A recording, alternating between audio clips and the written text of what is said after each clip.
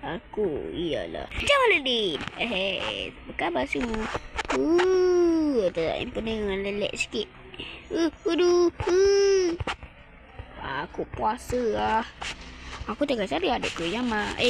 Yamal pula Jamal. Jamal tu ilaminya berbuluh. Saatnya kita saksikan persembahan. Persembahan apa? Season 4. Season 4 adanya banyak perubahan dah. Ada banyak kata yang defend. Yang terlalu banyak tu ialah Naim lah yang kena defend lah. Tapi Naim tak defend banyak sangat. Seperti kata lama-lama kita ni. Seperti apa ni?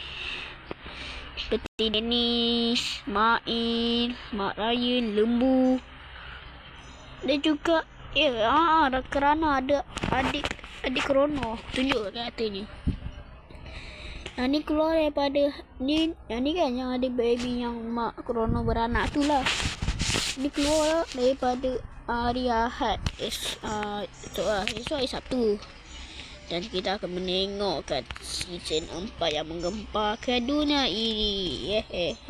Dan juga kita akan menengokkan karakter-karakter yang di defense seperti Jaja, Daun, Pak Haji.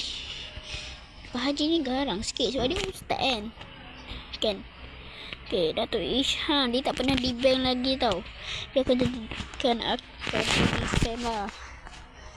Ronaldo di bank, Ryan puasa. Okay.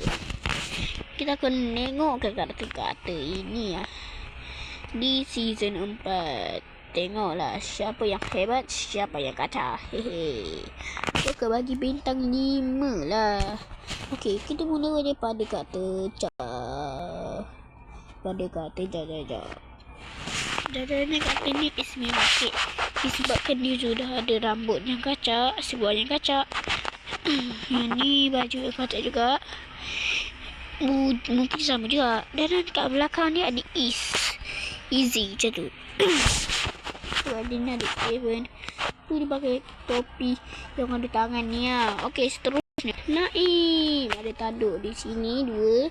Ada rambut, ada headless. Yang ni aku dah pakai lama dah. Yang ni kita ada baju-baju dia. Dan dia memegang tongkat ini aduh. Okay, next Upil. Dulu dia botak juga. Sekarang dah tumbuh rambut, dah besar.